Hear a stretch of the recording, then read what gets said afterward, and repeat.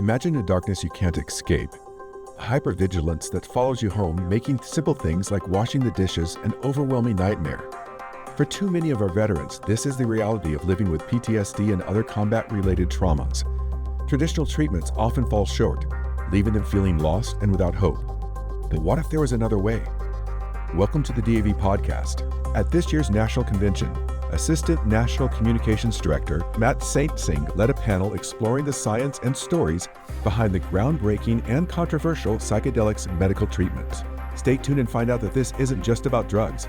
It's about a new kind of healing, a new kind of hope, and a new mission for a better future. Psychedelics. For some, it's a controversial and scary word. But for others, it signals one of the potentially most promising medical breakthroughs in decades. I'm Matt Saint-Sing with DAV's Communications Department, and thank you for joining us for this important conversation. Before we dive in, I want to thank our sponsor, Otska, for making this conversation possible. Otska is a global healthcare company with a deep commitment to mental health and science. They're focused on finding innovative solutions for some of the most complex medical challenges, and they share a passion for improving the lives of people and communities around the world. For years, we've relied on the same limited tools to treat the invisible wounds of war, such as PTSD and traumatic brain injury, and others. Far too many veterans are still struggling. Psychedelics are showing potential in studies, in treatment centers, and through the personal stories of veterans themselves. And our best evidence-based PTSD treatments help only about half who try them. That's according to the Department of Veterans Affairs. And that's why exploring new therapies like psychedelics is so important. Right now, I'll introduce the panel. We'll dive right in. To my right here, Justin Carlisle is a United States Marine Corps veteran. Hey! Every time. I'm in the right room. He served with 3rd Battalion, 8 Marines, with deployments to Fallujah and Ramadi, Iraq. He works as a program facilitator for Save a Warrior, which is a longtime partner of DAV, a nonprofit that provides retreat-style programs for veterans and active duty service members.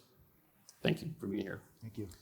Next up, we have Robert Gallery, who was the number 2 overall NFL pick in the 2004 draft.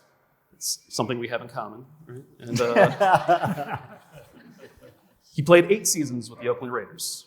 Today, he's leading a movement for mental health, athlete wellness, and access to psychedelic-assisted therapies through raw and honest storytelling. Next, we have Annie Claire Stapleton, who's an award-winning international conflict journalist who's worked for CNN. She's a storyteller, military spouse, and an advocate for psychedelic-assisted therapies and trauma healing. And lastly here, we have Dr. Tom Thompson, who is Vice President of Global Clinical Development at Otska, where he serves as the therapeutic lead for the company's central nervous system drug development. Thank you all for being with me today.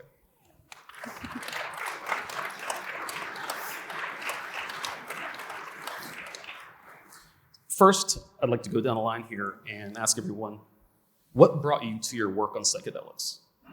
Yeah, this is where I started. 2016, I was at the end of the road. I was full of shit that I wasn't full of shit. I was dishonest about my dishonesty in life and was at the end of the road. And I found myself down into a trailer park in Campbellsville, Kentucky, the Bible Belt, if any of you know that, and did ayahuasca for the first time in 2016, and it saved my life. First time I ever experienced love. I didn't even know that existed before that experience. And that opened up a whole new realm of possibilities, and it's just been a path through that ever since. Changed the trajectory of your life. Transformed my life is the best word for it, yeah. Excellent. Yeah. Robert? Yeah, my journey started when I retired from the NFL. I started to spiral in a lot of aspects of my life. My rage, suicidal ideation, how I was treating my family, alcohol addiction, and I didn't know what was going on. I honestly thought, I played high school football, junior high football, college football, NFL football. I had 20-some years of a contact sport, and 15 of that at a very high level. But I still didn't know that, what it had done to my brain. So I literally thought I'm losing my mind. All these things were going on. My children's laughter would send me into the most intense rage, and I'd sit in a chair shaking because I pictured hurting them for them laughing, laying on the floor. And it took listening to a podcast of your guys' community, veterans, Marcus Capone and Amber Capone were on a podcast talking about Marcus's experience with Ibogaine and the foundation they started, and I reached out to him and thinking that nothing would happen, and they called me and was introduced to Ibogaine. I knew nothing about psychedelics, but I had hope for the first time in many years. I was just hanging on, by a thread to that point, and I had hope. And then he called me back, and 3 weeks later, I was in Mexico with a cohort of veterans and doing Ibogaine, and it, like everyone up here, it changed my life. I came back a different person, and it taught me a lot of things about myself, and that was just the start, and that was in 2021. I think it's interesting that the two folks up here that have had experiences essentially became spokespeople for this cause.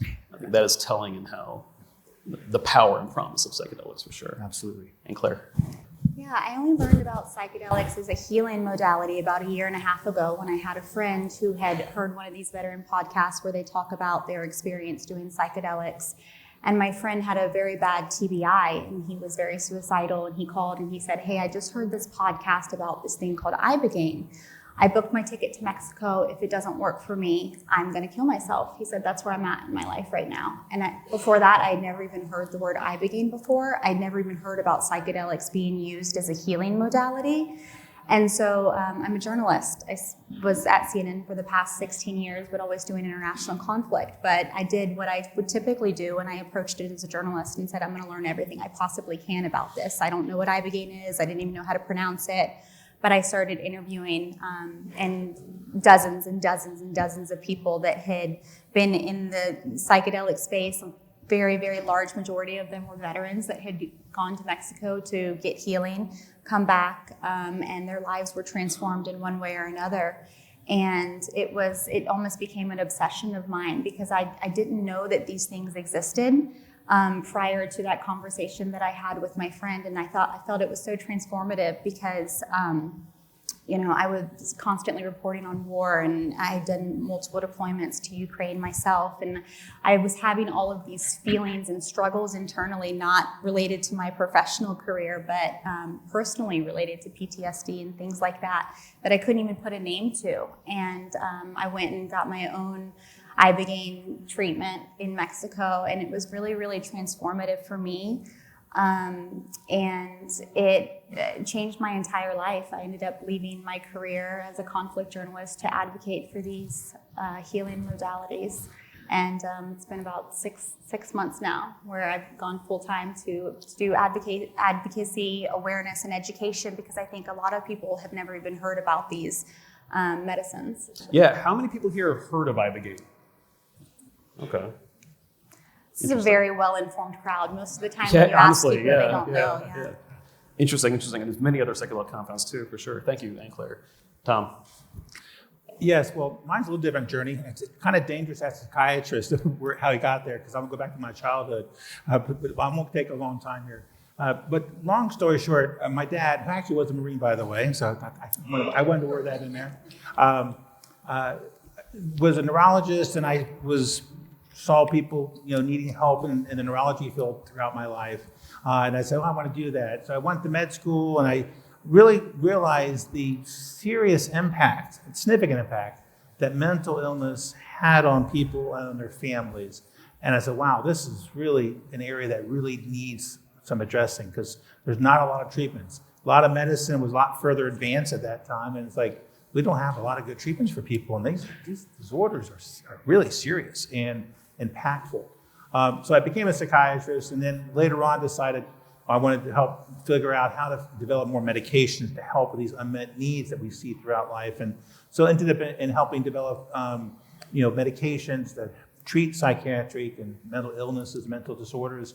And so over time, we still see that despite the current treatments we have now, and we have some, I think, good treatments, but there's still a need to find additional treatments. So there are some individuals who just don't respond to certain treatments. And when we see the reports about how some of the psychedelics and psychedelic-inspired medications are really having a huge impact, you can't ignore that. You have to go, well, let's look at this. And as a science-driven person, I want to go back, and we want to go back and figure out what's going on here. What are we seeing with these great results that we're hearing, and how can we transform that into a way that we can make sure we deliver, consistent type treatments to people over time, that we kind of know the safety and efficacy of these type of treatments. So that's really what's driving me now for psychedelics, because this is a new potential frontier of where we're going to go in the future potentially, how we might treat some of these disorders. And they may not be for everyone. We want to try to figure out what they are, who responds to these, and how we can use them in the future. So to me, this is very exciting to be on the forefront of a potential new era of how we might treat a lot of these mental health disorders. So I'm very excited to be here and very grateful to be here. Awesome. It does feel like we're on the precipice of something big, right, when it comes to this. Tom, what's most promising in current psychedelic research? Okay.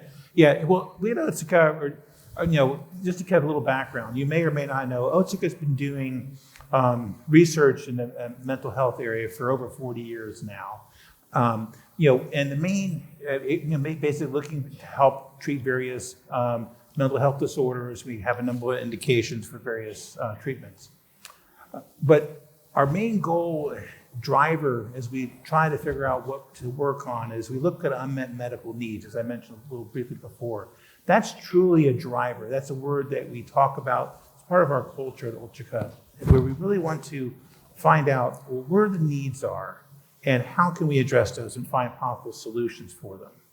Like, for instance, 1 in 5 people in the United States, about 50 million Americans, have a mental health disorder each year. And about half those don't get treatment, and the ones that do often get inadequate treatment. For example, for treatment-resistant depression, somewhere between 10 and 30% don't respond or have an inadequate response to their treatment. So I think this really underscores the true need here, and I will say urgency, to help find new treatments for mental health disorders.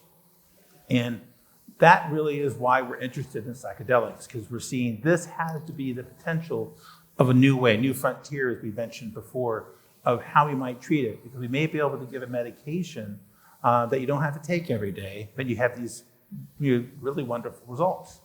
But we have to understand it better. And so part of the challenge for us at Otsuka is to develop from these psychedelic or psychedelic-inspired compounds. We call them novel serotonergic agonists based on their mechanism. Or often, I hate to say it, but NSA is the terminology we use here, so you probably have different NSA abbreviations. But we have the people call them NSAs often. And these are intrinsically different than how we see other medications currently on the market that you might be using. For instance, say SSRIs or serotonin reuptake inhibitors. Those medications act on increasing serotonin levels in the brain by preventing reabsorption. Well, psychedelic compounds or novel serotonergic agonists work differently. They actually work directly on the receptor. And by doing this, they stimulate the brain, nerve growth. In essence, you're getting a rewiring of the neural circuits in the brain, which is one reason why we think we may see some of this long-acting duration of effect, where it's improved mood, decreased anxiety, and other mental health benefits. This neuroplasticity is what we call it. So we still need to understand that, though. A lot of this is sort of in the we think stage. We think this is what it's doing, this think is how it's working. But we want to understand it better. There are a lot of challenges. For instance, each person has a different experience. So that is something you have to take account for. The responses are variable. And then when you think about maybe developing a treatment that you can give broadly, you want to really understand the right patient population.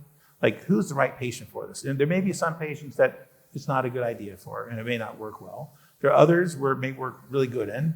So you want to identify the right patient, the indication. It may not work well in every indication. It may work well here, but not here. And then things that you may think are relatively straightforward, but what dose do you give? How frequently do you give it? Those are a lot of things that we have to really understand so you can take these drugs. And so Otsuka, as we've been doing for the previous 40 years, really has a systematic, rigorous, scientific-driven way of developing medications, ethically responsible, patient-centric, patient-first type drug development to really better understand the effects of these compounds. And then so we can have consistent results, so we can have expected safety, tolerability profile, know what we're going to see, and expected efficacy in whatever indication it is used in. So again, it's really exciting stage at this stage. We're in the early stages now, but this is really exciting part that we're working on now, and we're continuing to be working on in the future. So interesting. Yeah. The way I think about this, if the brain is forest, it has all these different trails. And over time, some of these trails get very well worn, and you're in the habit of going there. And some of them are scary or traumatic. And you're re-experiencing the things over again. And what psychedelics can do, from what I understand, is kind of create new trails where you're kind of rediscovering yourself for the first time. And that sounds a little counterintuitive, but when you talk to folks who have had these experiences, that's very much what they report back. But how do these treatments compare to the conventional approaches available?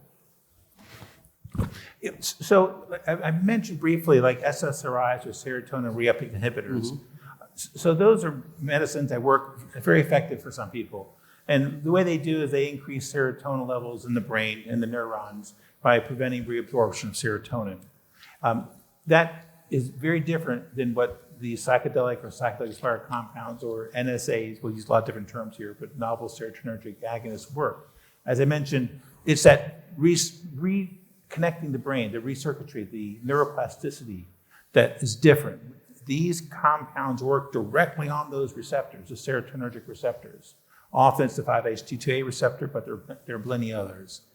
And that rewiring, for lack of a better word, of the brain, we really do think is going to be helpful. And that is one of the promises that we have to see how it turns out in doing research and see how that works and see if it does what we think it's going to do. But that's different than the current treatment because this really is activating like neuron growth, if you will, in parts of the brain. What are some challenges of psychedelic research? I know we talked to some doctors and whatnot, and there's issues with, double blinding. If you take a psychedelic, you have it. So like, or so I've read. But so it's a little hard to maybe compare that with to have a control group. But what are some other challenges with current psychedelic research? Well, yeah, blinding is obviously a challenge that we'll have to look into. We work very closely with the FDA and other agencies to try to understand how best to proceed in those types of parts of it. But I think some of the real challenges too is really, as I mentioned before, systematically studying how these work and really do a science evidence-based activity to figure out what the next step are, because you really want to find out, how it works in each individual, each indication, and what, like I mentioned earlier, what indications. So we really want to figure out very closely how these things are interacting with the various indications we're thinking about, trying to find the right dose, trying to find how frequently. The concept of being able to give a medication, and then have a relatively quick response and not have to take daily medication, then come back in the next period of time.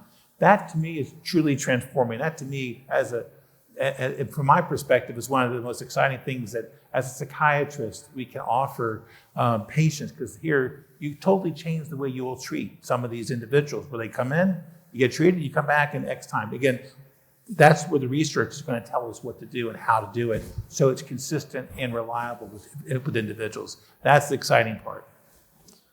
Well, understanding the science is very important, but so are the real life stories. So let's hear from some of the other folks here. How do these experiences play out personally? What was life like before you encountered psychedelics? I'll take that. And I like that you brought it up here. I really appreciate all the scientific knowledge that Tom has. I'm not in that domain. I speak a different language. Yeah, Marine.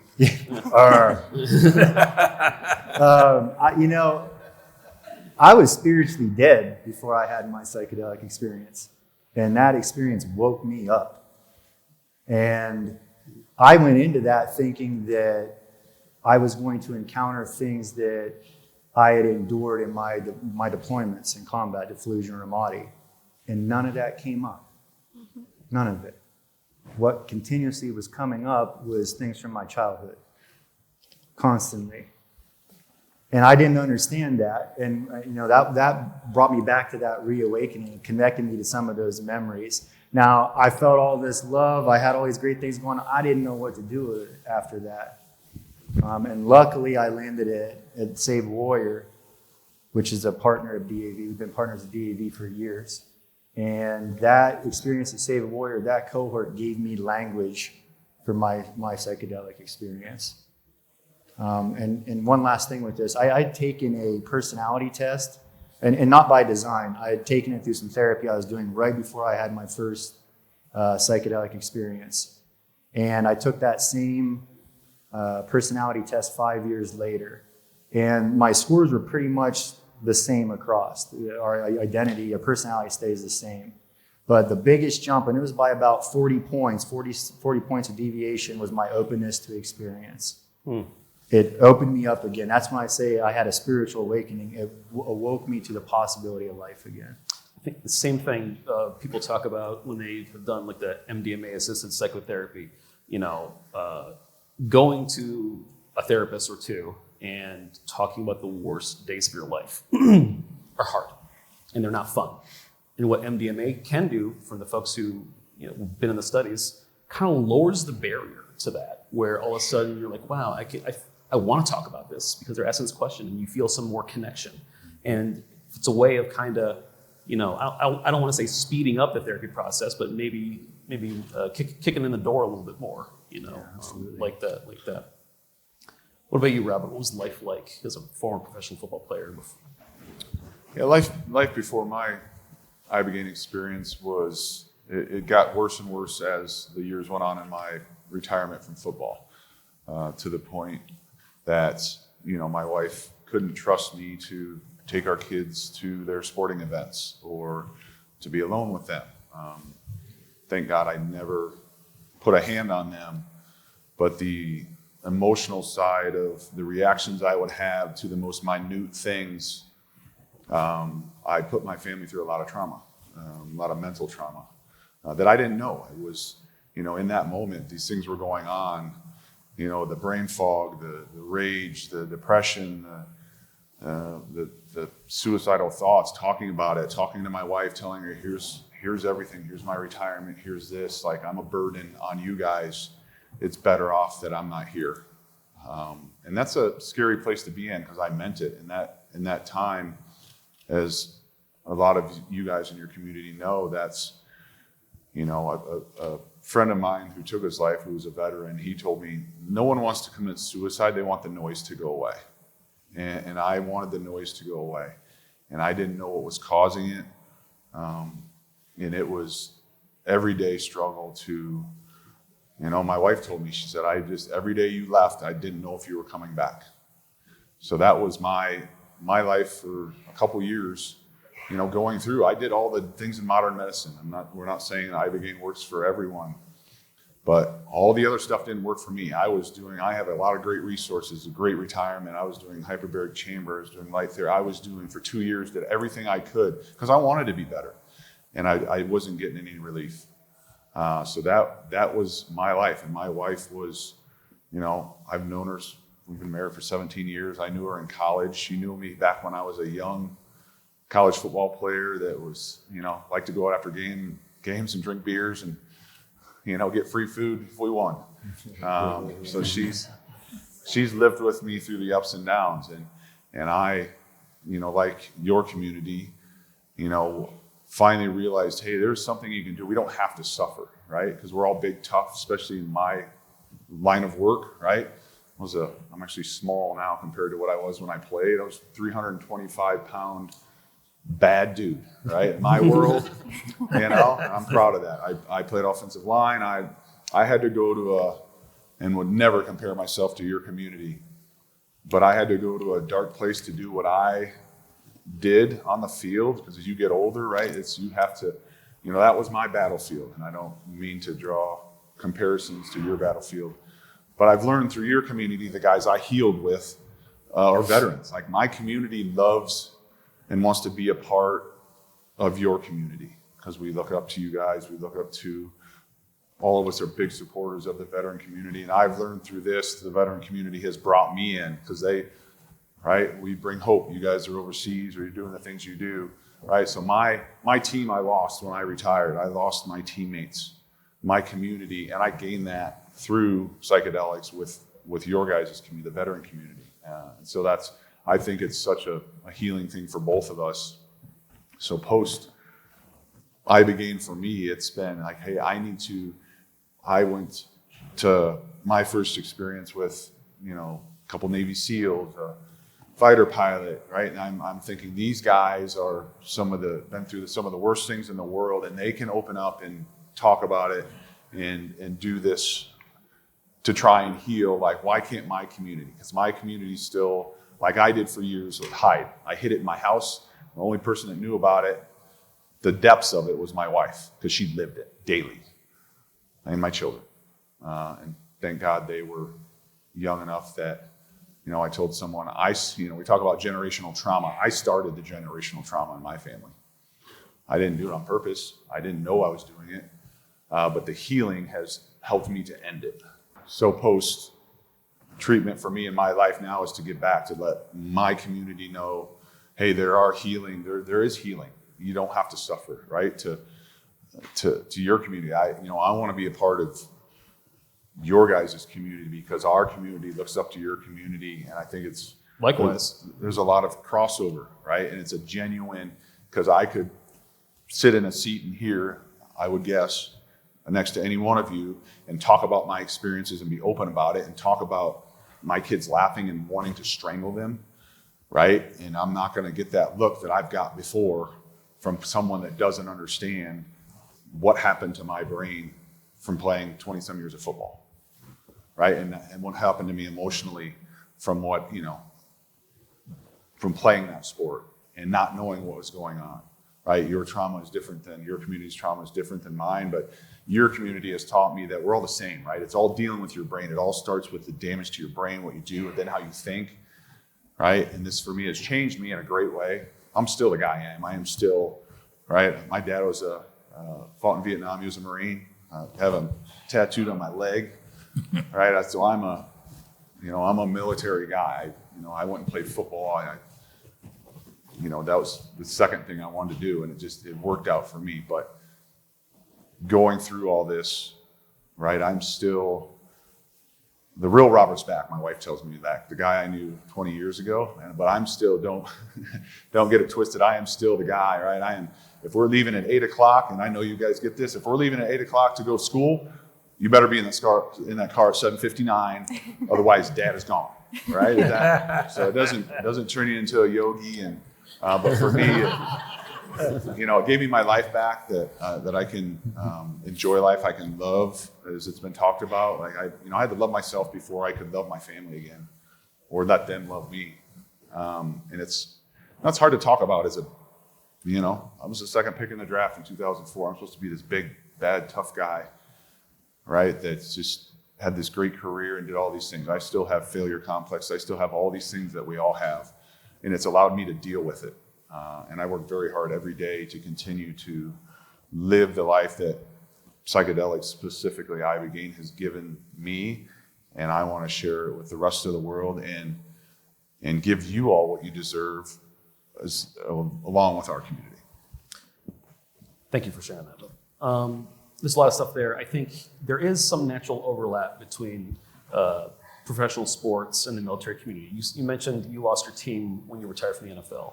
I think as military people, when you get out, you lose a network, you lose an identity.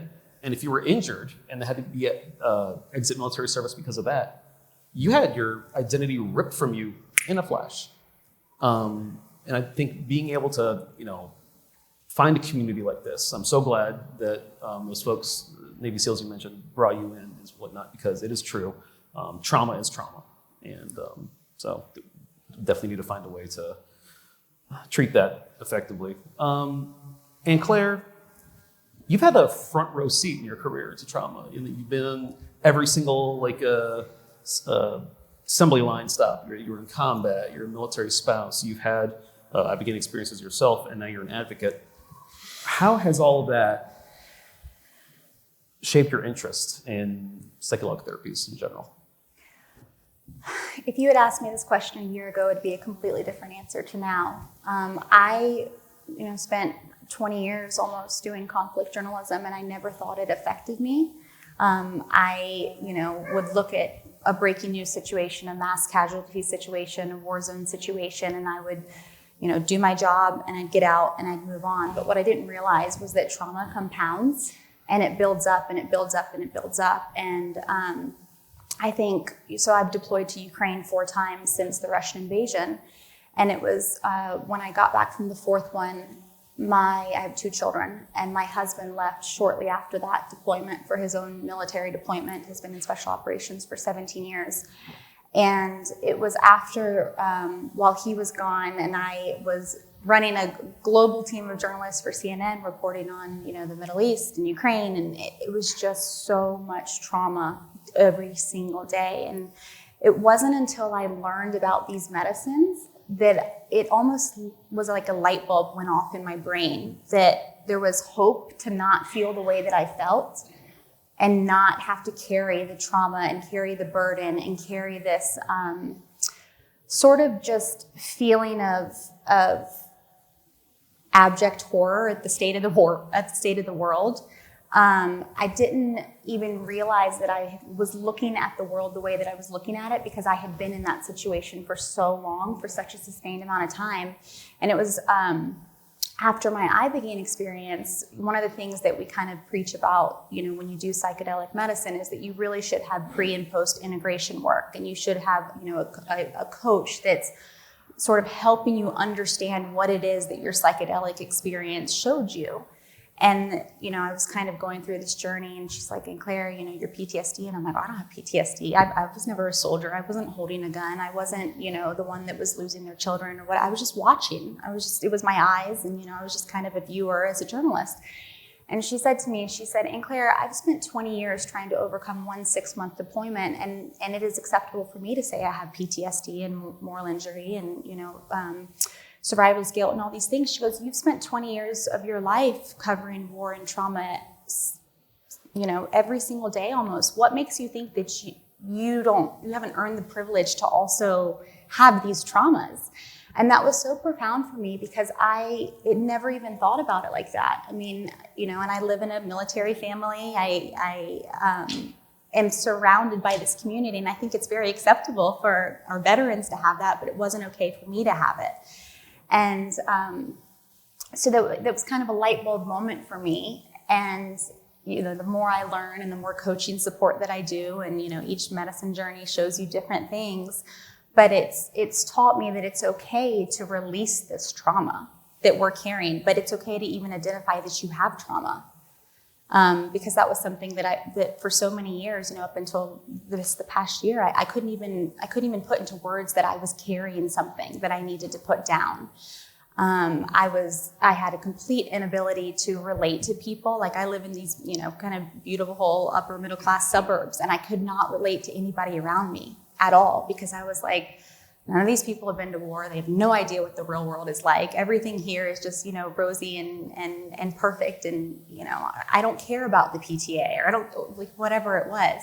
It was really hard for me to relate to people that weren't, veterans or conflict journalists or living in a war zone, because I had just made that my entire identity with my career. But that means that I had lost myself. I had lost the ability to be a present mother. I had lost the ability to be a present spouse. And it was through these healing journeys, these medicine journeys, And this is all language that I've learned over the last year. If you were asking me about this a year ago, it'd be very different terminology. But I do believe that these are medicines. I believe that they have the ability to heal people, bring people back from the brink. And it certainly did that for me. It's made me a better and more present mother. It's made me a better person in my community, because now I can actually relate to people versus just feeling very closed off and feeling like I was a world of one. Just feeling all of these emotions and feeling sadness and feeling overwhelmed. And but it was through these medicines that it really did bring me back to life, and it gave me the ability to be able to even speak about this. I couldn't have spoken about this a year ago.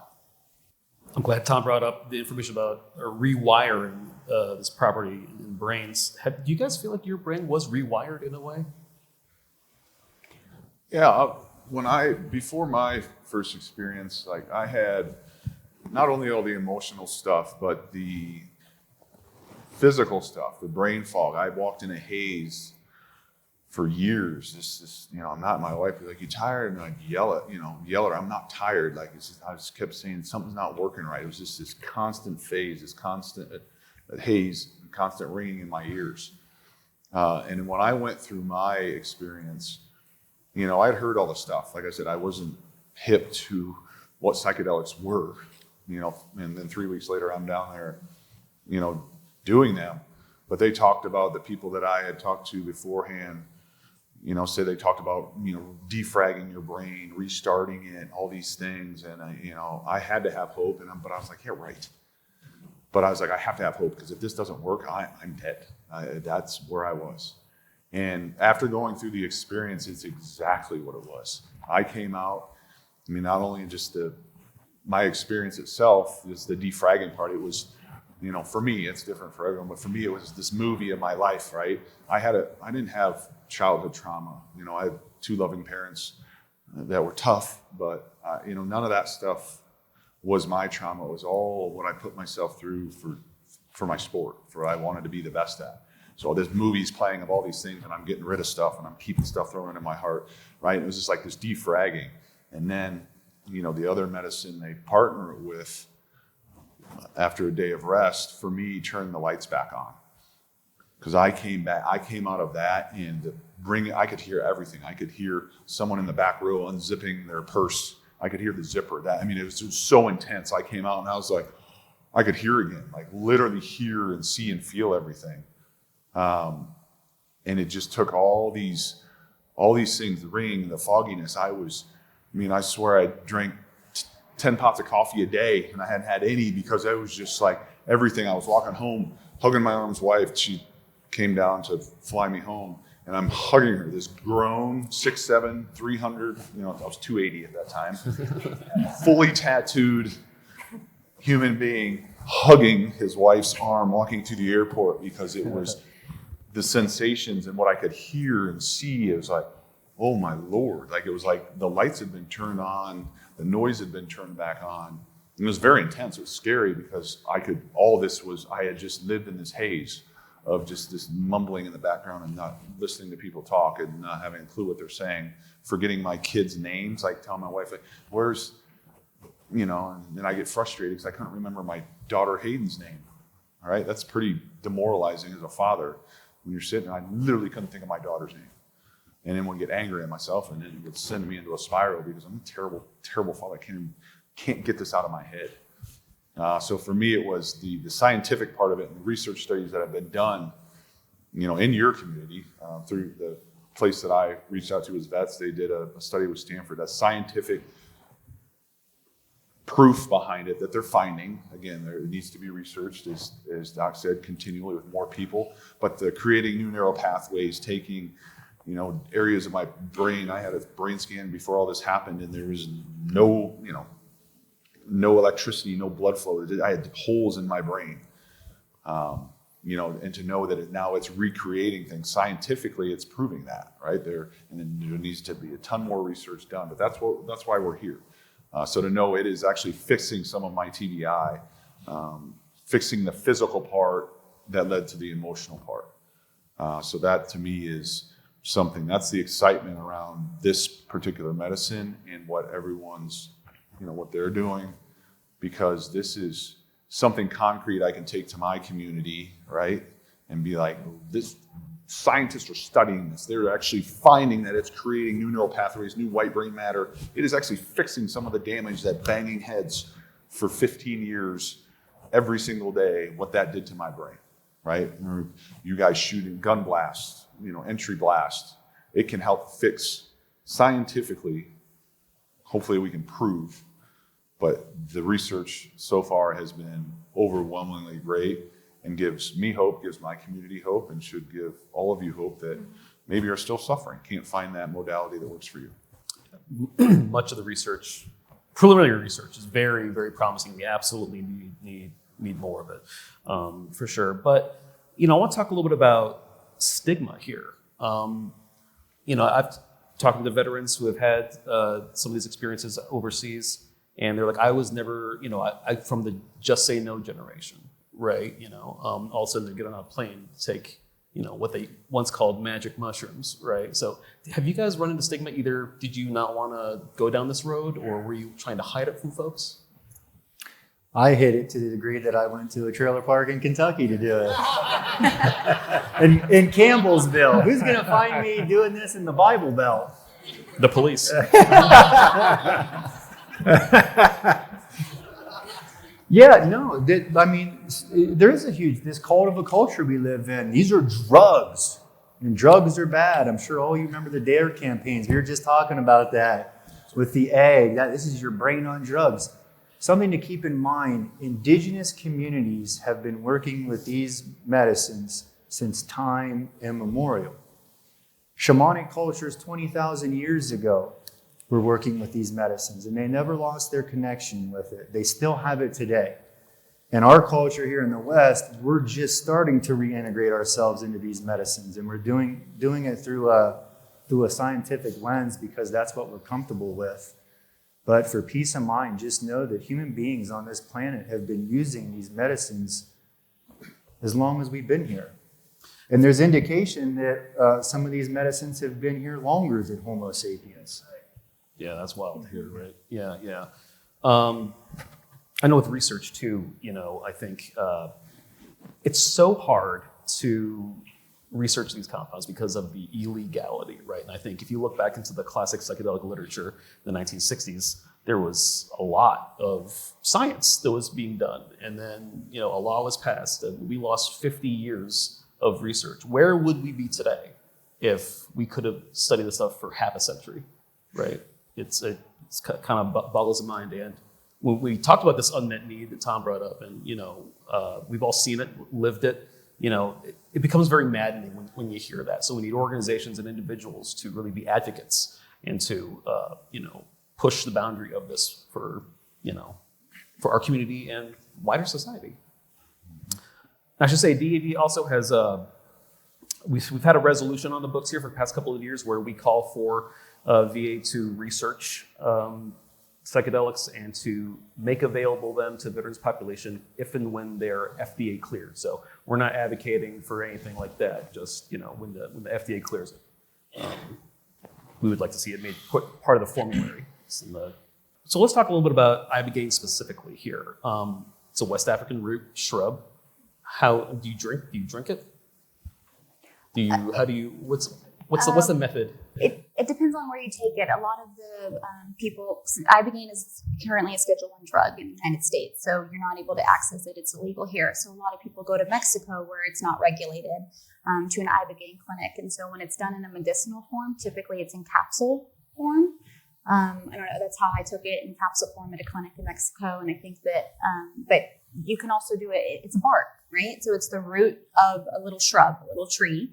And I think the indigenous communities, they would drink it in a tea or they chew on the bark. But traditionally, or typically now, if you're going to a clinical setting, because ibogaine does have some risk factors, it has heart risk factors. So you should do it in a clinical setting where they have doctors on site, EKG, monitoring your heart, things like that. It's done in a capsule form. Yeah, this, if you would talk about the Stanford study a little bit ago, they took ibogaine with magnesium to kind of protect their heart because it has strain, you can put strain on the heart, certainly. What are some myths or misconceptions about psychedelics that you've encountered out there when you talk to people? Well, I think one of the misconceptions is that this is kind of a fringe, hippie sort of peace, love, Woodstock situation. But I was a part of the team in Texas that just passed this massive legislative, publicly funded $50 million. So I bring that up because, Texas is a conservative state, and the way that we got lawmakers to care about this initiative is we put veteran faces in front of it. Texas would not have happened without veterans.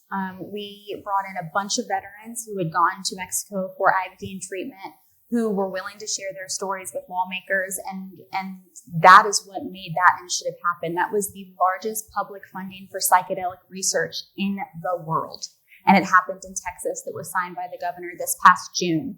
And I can say with 100% certainty that would not have happened if we didn't have the veteran voices. Yeah. Definitely. And I know Mississippi is drafting legislation modeled after the Texas initiative. So Mississippi will have a hearing, an Ibogaine hearing on August 27th. The following day, or Kentucky will be August 27th, Mississippi will be August 28th. We've got Arizona. I mean, there's 15 states right now that are showing interest in doing Ibogaine legislation. And they have, what we're doing is essentially setting up different laboratories of experiments with psychedelics because the federal policy is you can't, of course, it's illegal. That's why veterans are going to Mexico and Peru and Jamaica and other places. And in the richest country in the history of the world, that it's soldiers, Marines, airmen, coasties, sailors have to go abroad to get the treatment that they want and need. It's a bit of a travesty, for sure. And Space Force, don't leave them out. Oh, I'm so sorry. I apologize to both Space Force people here.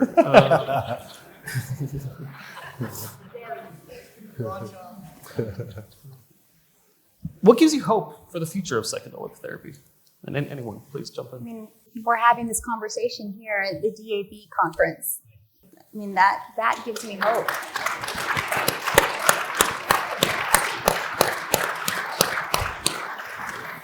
I think every time we can bring these medicines and these stories of healing to different audiences, it's like a ripple. And it just continues to ripple and it goes further and further and further. And the more that we can educate people about these medicines, I think the more that the stigma is going to go away.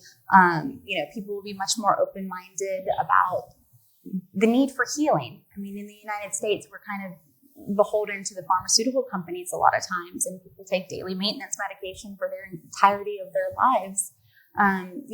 With psychedelics, it could be a one and done. It's dependent on person. Everyone's a little bit different, but it's just a completely different mind shift of what we are brought up knowing what the medical system should look like or could look like in the United States. And I think that the more education, the more conversations we have, it's just, changing people's minds one person at a time. So this morning, New York Times, one of their top stories was about Governor Rick Perry and his psychedelic revolution. So these are very mainstream outlets that are now reporting on psychedelics, and it's because of people like Robert and people, sharing their story out in the public sphere. It's very powerful.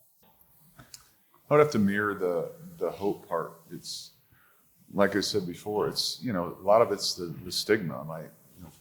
Funny story, but I told before I went, because I didn't know what was going to happen when I went and did Ibogaine, right? I had never experienced anything like that. I was hearing about this. I called my parents and I just said, hey, if something happens and I die or don't come back, I just want to tell you I love you.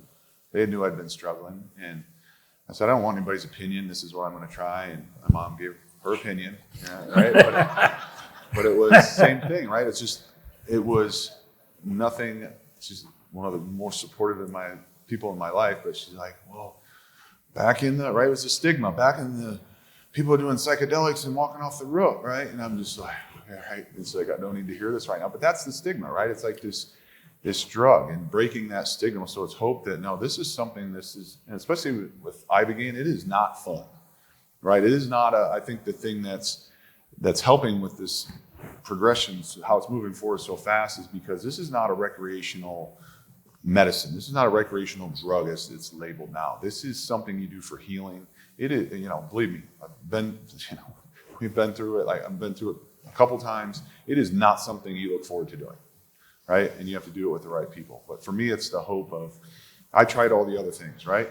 Since I tried for a long time, I knew alcohol that's how I coped, and I knew I needed to stop. I couldn't. I'm an addict in everything I do. And I couldn't until the day in 2021 when I took Ibogaine. I haven't touched a drop of alcohol since then, right? It is big on addiction.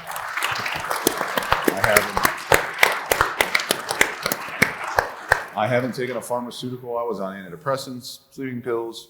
I haven't taken one of those since the day I got back from there. So for me and a lot of other guys, that's the thing with this modality.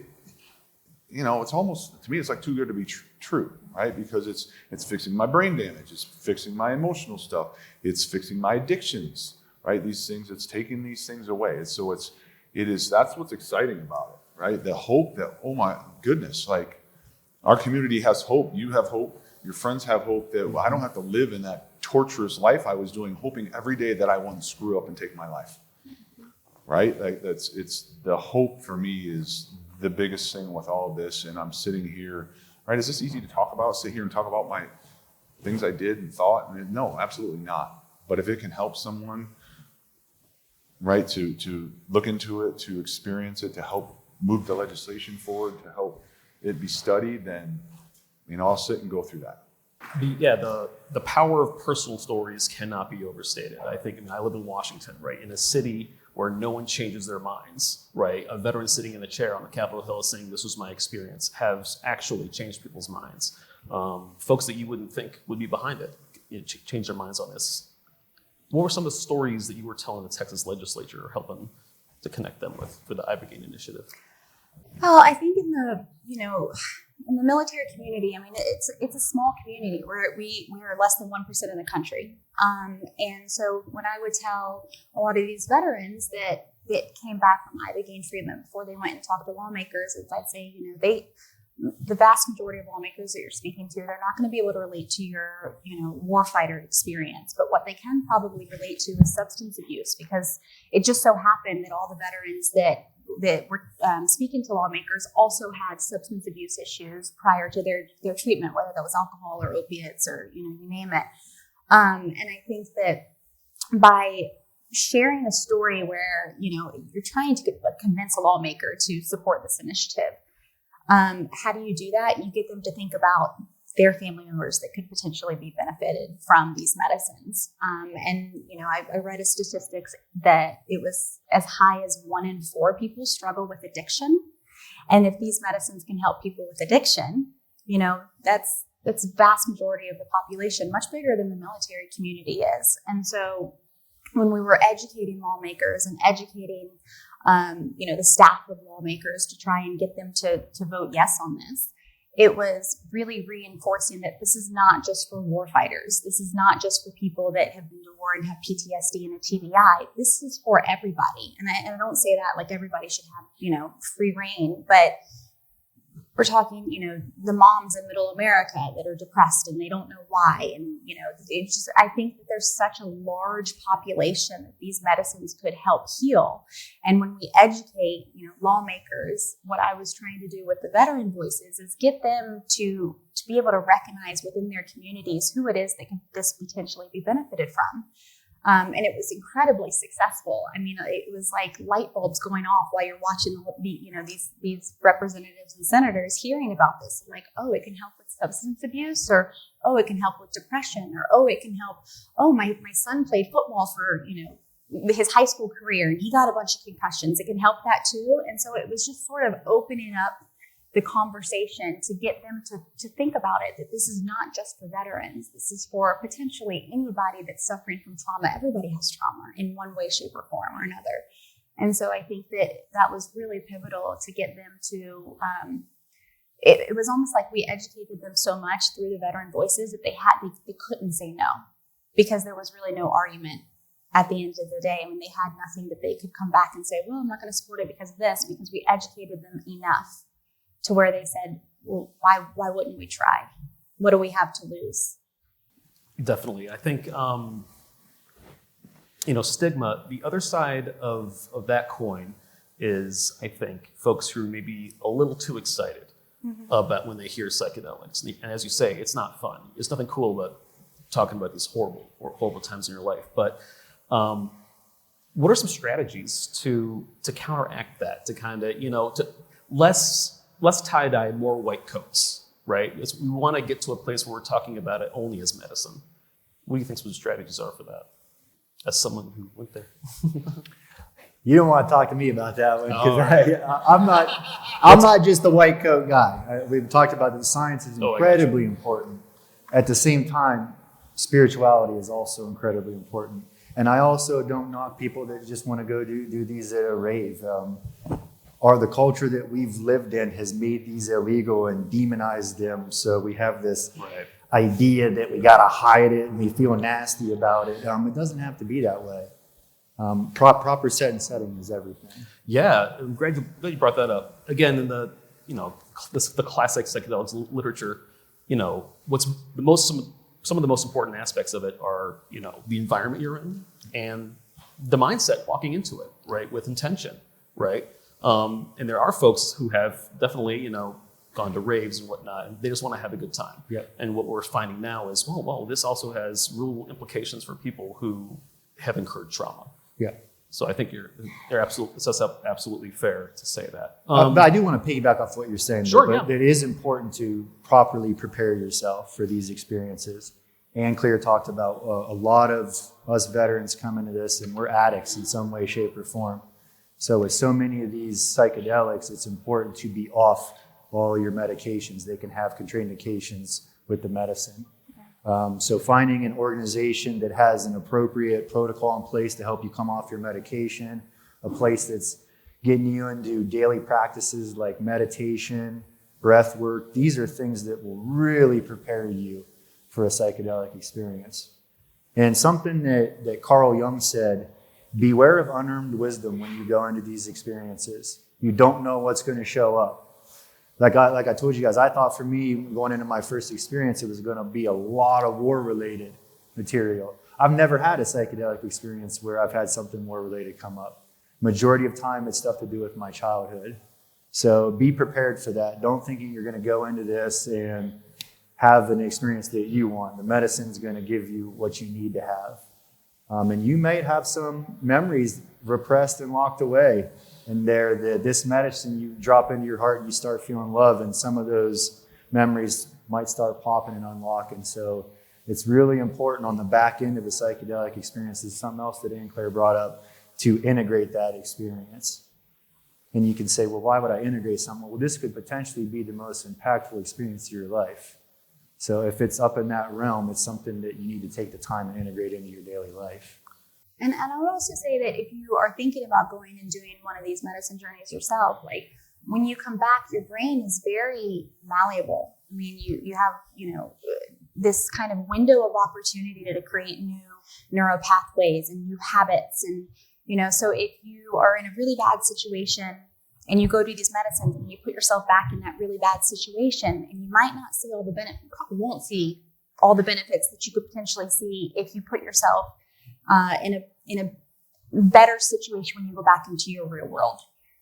Because it's really, really important that you have the support and, the coaching integration and all of these things, because they're not a magic bullet. They're incredibly helpful to be able to overcome a lot of different types of trauma, but it's not, you take this and the world is going to be sunshine and roses now. You really do have to do the work. And so that's something that you hear a lot in this kind of space in psychedelics is you got to do the work. And, I've seen firsthand for people that will go for a medicine journey and come back and they just expect everything to be perfect, but they've not changed what their environment is. And so I think that that's really important to consider as well. If you guys could change one thing tomorrow on the subject, what would it be? I mean, I wish that these weren't Schedule I drugs. I don't think that they should be handed out like candy, but I do think that they should be available in the United States for people that need them. And I think that they should be affordable as well. Because if you go to Mexico for an Ibogaine treatment, on the very low end, you're paying $10,000. The very low end. That is not accessible for so many people. So I wish one thing I could change would be accessibility. Excellent. If I can add this. Absolutely. I think, you asked earlier about what we're passionate about and why we're in psychedelics. A couple of things I wanted to add. Listening to the stories here, I applaud you. This is why we're doing the research, to try to understand these treatments. And this really gives me more passion to take home that we really want to figure out how these medicines, how these treatments potentially work, what they're doing, and how to best give them. This gives me hope, gives us all hope, I think, to figure out how we can understand what's happening and how to do further research systematically to understand what's going on so we can deliver medications that will help give you expected results and know what the safety, what the side effects are going to be, and know how to expect efficacy. I really thank you. Your stories have been really motivating to me personally to understand what you're doing, and I just want to thank you. Yeah, let's give them a round of applause. DAV supports the use of psychedelics for veteran mental health. Our position is rooted in the belief that all potential effective treatments should be explored for veterans, and we advocate for more research and access to these therapies. That's it for this edition of the DAV Podcast. We'll catch you next time.